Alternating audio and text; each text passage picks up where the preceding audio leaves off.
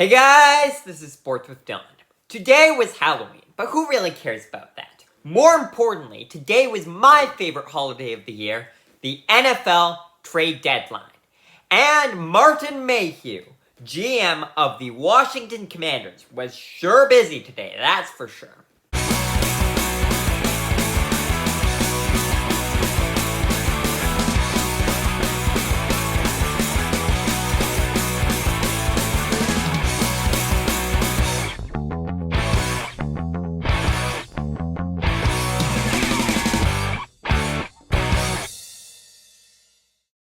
The Commanders made two major trades today, which aided in completely dismantling their front four. That would be the trades of Montez to the Chicago Bears in exchange for a second-round pick, and Chase Young to the San Francisco 49ers in exchange for a third-round pick. So first, I'll talk about why the Commanders would want to make this deal. Well, you see, both of these guys were pending unrestricted free agents. And the Commanders aren't an amazing team this year.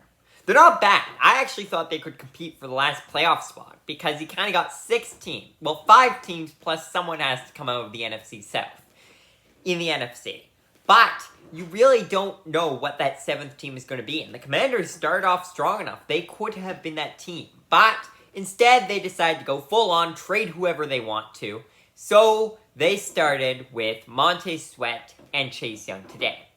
Both are young guys who will make an impact on their new team. And I suspect both of them will end up getting re-signed by the teams they got traded to. And the biggest thing is maybe the Commanders didn't think they could get them back. Or maybe they just won the draft capital. 2nd-round pick and a 3rd-round pick's pretty good. But even still, the fact that you would dismantle your strong suit seems a bit puzzling to me. I would have tried to re-sign both these guys and keep Daron Payne, Jonathan Allen, Chase Young, and Montez on that top 4. That would have been fun to see for years. But instead, they decided that they would trade them away and make room for the next rookies they draft, apparently. Now on to the Chicago Bears, the trade that happened first. This is a puzzling one as well, because the Bears are not buyers. They're not going to make the playoffs this year, and they're looking for a top 10 pick, potentially even top 5 with their own pick. They also have Carolina's 1st-round pick.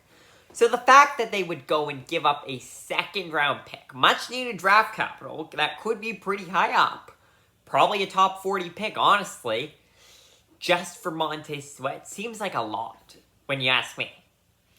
Especially given the fact that, like I said, he is a pending unrestricted free agent, and neither of these guys got re-signed with their deal.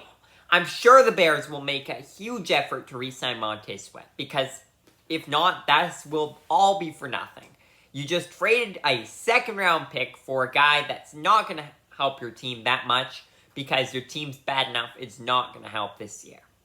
However, the Bears have clearly wanted a better defense ever since their original defense got dismantled from when they were last very competitive. So they've started rebuilding that through free agency by signing Tremaine Edwards and TJ Edwards this past offseason, and also drafting a couple guys in the first couple rounds of the draft. But none of them are quite the caliber of Montez All of them are good, but none are amazing. Montez is pretty darn good. The question is, though, can he play extremely well alone? Like I said before, he had Chase Young, Jonathan Allen, and Daron Payne on that defense. So that's 3 guys also pushing up against this offensive line, which means you have better opportunities to get around. While here in Chicago, there aren't people the same way. Hopefully some more of their young guys can develop, but TJ Edwards and Tremaine Edmonds are both linebackers, so you don't have that defensive line the same way.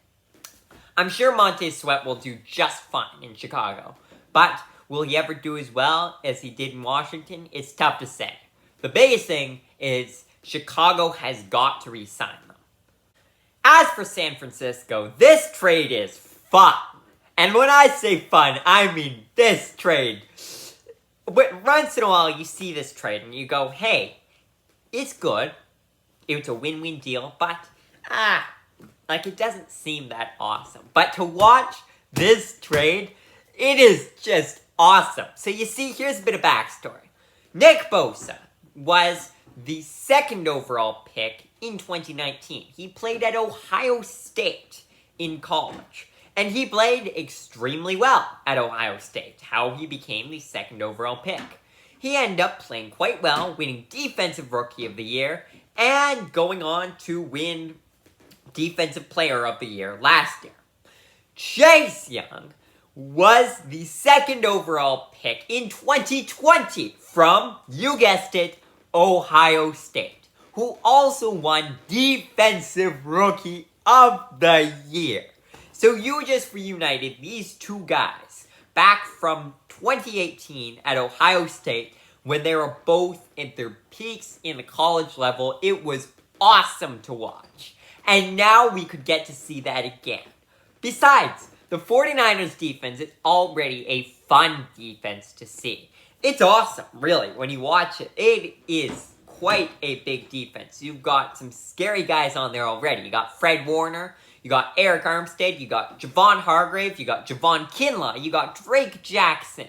You've got so many guys on that defense already. And yet, they added more. They added Chase Young, who is going to make an even bigger impact on this defense. Just when I thought the best defense in the NFL couldn't get any better, it got better. I mean, holy crap. This excites me a lot. Now, this might seem a bit unnecessary, because as I mentioned, they already have a great defense, and the fact that they do have some other weaknesses, such as at offensive line and in the secondary. However, I think Chase Young can make a big enough impact that it will be worth it. Honestly, this could be what gets them winning the Super Bowl. And if it does, the third round pick is totally worth it. Either way, honestly, as long as they re-sign him, which I'm sure they'll try to, they are tight on cap space, so it could prove to be difficult, but I'm sure they'll find a way to do it. As long as they manage to do that, then this trade was worth it. A third round pick for a guy with as much potential as Chase Young has is completely worth it. As for the Bears trade, though, a second round pick seems a bit steep. Especially given that, in my opinion, Chase Young is a better player than Montez Sweat. Although Chase Young has dealt with injuries more, and Montez Sweat has had better stats this season, but even still, coming back to the fact that the Bears just traded away a top 40 pick, probably, to the Commanders for Montez Sweat seems like a lot. I would have gone for a third rounder for both of these guys. I think that is more fair, especially given that the 49ers third rounder is going to be at the back of the round, while the Bears is going to be at the beginning. So it would still be almost a full round apart. But it just seems like a lot to me for the Bears to be trading away a second round pick. It doesn't exactly seem to be what you want to do. But once again, this trade could work out. If they re-sign Montez Sweat, which in this case, they better, then it could prove to be worth it when they're making the playoffs in a couple of years. Hopefully, under Justin Fields, who I love, but we'll have to see. So all in all, I love this trade from the 49ers perspective. It was something I was not remotely expecting. Didn't come to my mind. Chase Young being traded did come to my mind a bit. Saw the articles. Didn't actually expect it. But going to the 49ers, that was a complete surprise to me.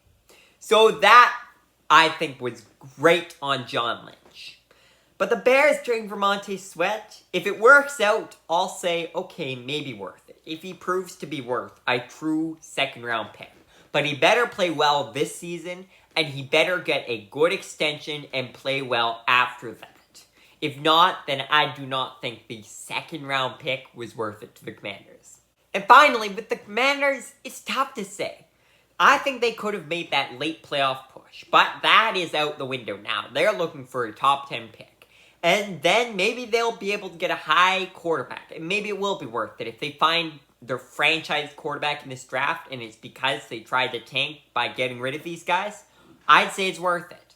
But if they don't do much, if they're just mediocre, just not quite bad enough to get the superstar quarterbacks, they still just struggle and then they have issues on defense, whatever it is, then I don't think it'll be worth it. we'll have to see what ends up happening, but it does puzzle me that the Commanders did all this with their young guys. There are plenty of other trade candidates in Washington that I would have picked first. But for now, thank you guys for watching, and I will see you guys again soon.